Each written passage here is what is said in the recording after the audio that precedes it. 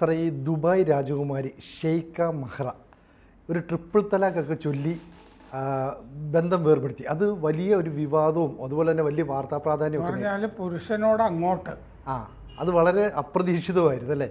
അപ്പോൾ അതിനകത്തു നിന്നൊക്കെ ഇപ്പോൾ അവർ അതിജീവിച്ചു, അതിനെയൊക്കെ തരണം ചെയ്ത് ഇപ്പോൾ ജീവിതം മൊത്തം ഒന്ന് സുഗന്ധപൂരിതമാക്കാൻ പോകുന്നു എന്നൊക്കെ കേൾക്കുന്നു. എന്ത് സാർ അതിൻ്റെ വാസ്തവം? അവർ വലിയ കോളുകളൊക്കെ വേണമെന്ന് ഇസ്ലാമിക ലോകത്ത് സൃഷ്ടിച്ചത്. നമ്മുടെ നാട്ടിലെ മുഖ്യധാരാ മാധ്യമങ്ങളോ ചാനലുകളോ ഒന്നും വലിയ പ്രാധാന്യം അത് അത്ര ശ്രദ്ധിച്ചില്ല.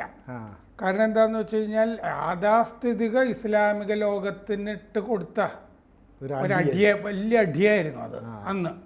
കാരണം I divorce you divorce you divorce you എന്ന് അവർ ഇൻസ്റ്റാഗ്രാമിലാണ് പറഞ്ഞത്. ഞാൻ നിങ്ങളെ വിവാഹമോചനം ചെയ്യുന്നു. തിരിച്ചാണല്ലോ സാധാരണ ചെയ്തുകൊണ്ടിരുന്നത്. ഒരു പാട്രിയാർക്കൽ സൊസൈറ്റിയാണ് ഇസ്ലാം എന്നുള്ളതുകൊണ്ട് പുരുഷനാണ് അങ്ങോട്ട് പറഞ്ഞുകൊണ്ടിരുന്നത് മുത്തലാഖ് എന്ന് പറഞ്ഞിട്ട്. ഇത് മോദിയുടെ സർക്കാരാണല്ലോ ഇതിൽ നിന്നൊക്കെ ഇസ്ലാമിക വനിതകളെ മോചിപ്പിച്ചത്.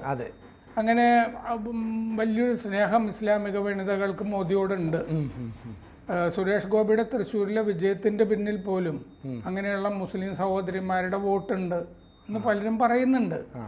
പല മുസ്ലിം വനിതകളെയും ഭർത്താക്കന്മാർ വോട്ട് ചെയ്യാൻ അനുവദിച്ചില്ല തൃശ്ശൂരിൽ നിന്നും പറയാറുണ്ട് കേട്ടോ.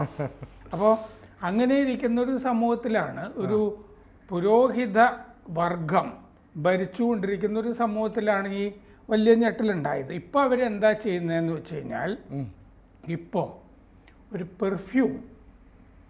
പെർഫ്യൂമൊക്കെ ഇസ്ലാമിക ലോകത്ത് വളരെ കോമൺ ആണ്, എല്ലായിടത്തും കാണാം. അത്തർ എന്നൊക്കെ പറഞ്ഞ് പണ്ടേ ഉള്ളതാണ്. അവരൊരു പെർഫ്യൂം ലോഞ്ച് ചെയ്തു കഴിഞ്ഞ ദിവസം.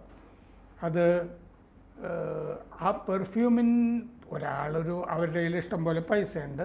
ലോകത്തിലെ ഏറ്റവും വലിയ ഒരു ധനിക രാജകുമാരിയാണ് അവർക്ക് എന്ത് വേണമെങ്കിലുമൊക്കെ ചെയ്യാം. പക്ഷേ ആ പെർഫ്യൂം വീണ്ടും ഒരു കോളിളക്കം സൃഷ്ടിക്കുന്ന വണ്ണമാണ് ലോഞ്ച് ചെയ്തിരിക്കുന്നത്. ആ പെർഫ്യൂമിൻ്റെ പേര് ഡിവോഴ്സ് എന്നാണ്. അപ്പോൾ ചെയ്ത മറ്റേ കർമ്മം, ആ കർമ്മം പേരായി സ്വീകരിച്ചിട്ടാണ്, ഒരു ഉൽപ്പന്നത്തിൻ്റെ പേരായിട്ട് രാജകുമാരി സ്വീകരിച്ചിരിക്കുകയാണ്. അവർ ദുബായ് റൂളർ, UAE പ്രധാനമന്ത്രിയും വൈസ് പ്രസിഡൻറ്റുമൊക്കെ ആയിട്ടുള്ള ഷെയ്ഖ് മുഹമ്മദ് ബിൻ റാഷിദ് അൽ മക്തൂമിൻ്റെ 26 മക്കളിൽ ഒരാളാണ് ഈ ഷെയ്ഖ മഹ്റ, ദുബായ് രാജകുമാരി. ഭർത്താവ് ഷെയ്ഖ് മന ബിൻ മുഹമ്മദ് ബിൻ റാദിസ് ബിൻ മന അൽ മക്തൂം. അങ്ങേരെയാണ് ഈ ഡിവോഴ്സ് ചെയ്തത്. 2 മാസമേ ആയിട്ടുള്ളൂ. ഇൻസ്റ്റ വഴി. ഇൻസ്റ്റയിലാണെങ്കിൽ അവർക്ക് 10 ലക്ഷം ഫോളോവേഴ്സ് ഉണ്ട്. അങ്ങനെ അങ്ങേരെ നാറ്റിച്ചു. അപ്പോൾ ജൂലൈയിൽ ആണ് ചെയ്തിരുന്നത്. ഇപ്പോൾ കഴിഞ്ഞ ദിവസം ഇൻസ്റ്റയിൽ കൂടി തന്നെയാണ് ഈ പെർഫ്യൂമും അവർ അറിയിച്ചത്. അവർക്കിപ്പോൾ 30 വയസ്സാണ്.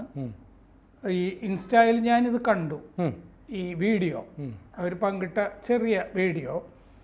അതൊരു മൊണ്ടാഷ് ആണ്, പല കാര്യങ്ങൾ കൂട്ടിച്ചേർക്കുന്നതാണല്ലോ മൊണ്ടാഷ് എന്ന് പറയുന്നത്. ഒരു തകർന്ന ഗ്ലാസ്, ഒരു തകർച്ച അപ്പോഴും കാണിക്കുന്നുണ്ട്. ഒരു തകർന്ന ഗ്ലാസ്, ഒരു കറുത്ത പുള്ളിപ്പുലി, അത് കഴിഞ്ഞ് കറുത്ത പൂവിതളുകൾ, ഒരു കറുത്ത കുപ്പി, പിന്നെ ആ കറുത്ത കുപ്പിയിൽ എഴുതിയിരിക്കുകയാണ് ഡിവോഴ്സ് എന്ന് പറഞ്ഞിട്ട്.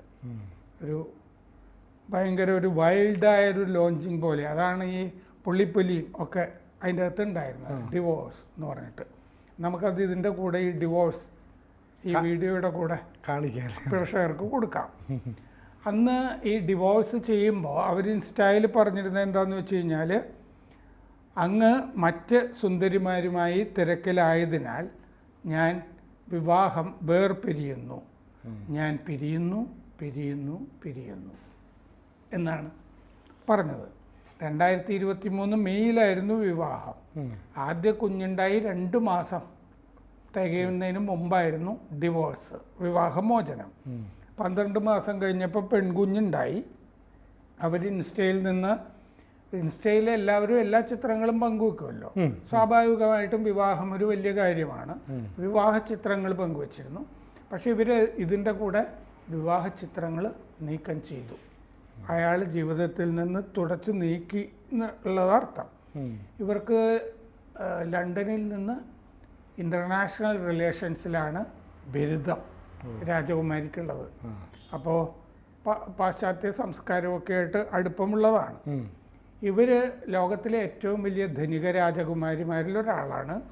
14-നും 18-നും ഇടയ്ക്ക് ബില്യൺ ഡോളർ ആണ് അവരുടെ സ്വത്ത്, സമ്പാദ്യം സ്വത്ത് എന്നൊക്കെ പറയാവുന്നത്. ഇതാണ് സംഭവം. മറ്റേ ആൾ ബിസിനസ്സുകാരനാണ്. അപ്പോൾ ഇനി ഇവർ ഈ ബിസിനസ്സിലേക്ക് ഇറങ്ങുകയാണല്ലേ, ഇപ്പോൾ പെർഫ്യൂം ബിസിനസ്. അത് അവരുടെ ഒരു പൈതൃക ബിസിനസ്സുമാണ്. ദുബായിൽ നിന്നൊരു രാജകുമാരി തന്നെ ഈ ബിസിനസ് ലോകത്തിലേക്ക് വരുമ്പോൾ അത് അത്യാവശ്യമൊക്കെ ക്ലച്ച് പിടിക്കാൻ സാധ്യതയുണ്ട്. ബിസിനസ് ഒക്കെ അവർക്കറിയാമല്ലോ. എപ്പോഴും ബിസിനസ് തന്ത്രം എന്ന് പറയുന്നത് എന്തെങ്കിലും വ്യത്യസ്തതയാണല്ലോ സാർ. അപ്പോൾ ഇവിടെ ഈ പറയുന്ന 10 ലക്ഷം ഫോളോവേഴ്സ് ഉള്ള ദുബായ് രാജകുമാരി ഡിവോഴ്സ് ചെയ്യുന്നു, അത് ഇൻസ്റ്റയിലൂടെ ഭയങ്കര വൈറലാകുന്നു. അപ്പോൾ അതേ പേരിൽ ഇവരൊരു പ്രോഡക്റ്റ് എടുക്കുമ്പോൾ സ്വാഭാവികമായിട്ട് ഈ 10 ലക്ഷം ഫോളോവേഴ്സും അവർക്ക് ബന്ധുക്കളോ അല്ലെ അവരെ അനുകൂലിക്കുന്നവരൊക്കെ തന്നെ ഇത് ഒരു തവണയെങ്കിലും ഒന്ന് വാങ്ങാൻ, അത് തന്നെ ആ പ്രോഡക്റ്റിൻ്റെ വിൽപ്പന കൂടാനുള്ള മാർഗ്ഗമേ വരില്ലേ. പക്ഷേ ഒപ്പം ഈ ഭർത്താവിന് അതൊരു നാണക്കേടുമല്ലേ, വലിയ നാറ്റക്കേസാണ്. കാരണം ഇടയ്ക്കിടയ്ക്ക് ഇനി ഇതുപോലത്തെ പ്രോഡക്റ്റുകൾ വന്നുകൊണ്ടിരിക്കുമല്ലോ. അതെ. ഇപ്പം ഡിവോഴ്സ് കഴിഞ്ഞിട്ട് ഇനി മുത്തലാഖ് എന്ന് പറഞ്ഞിട്ട് ഒരു പ്രോഡക്റ്റ് വന്നുകൂടായികയൊന്നുമില്ലല്ലോ. അങ്ങനെ ഇടരുതെന്ന് പറയാനൊന്നും പറ്റില്ല. തലാഖ് ഇത് ഇങ്ങനെയൊക്കെ പറഞ്ഞിട്ട് പല പ്രോഡക്റ്റിനും ഈ പേരൊക്കെ ഇട്ട് വരുമ്പോൾ ഇയാളെ ആളുകൾ ഓർത്തുകൊണ്ടിരിക്കും. ഇങ്ങനെ ബിസിനസ് സാമ്രാജ്യത്തിനായിരിക്കും ഇതിനെ ബാധിക്കുന്നത്.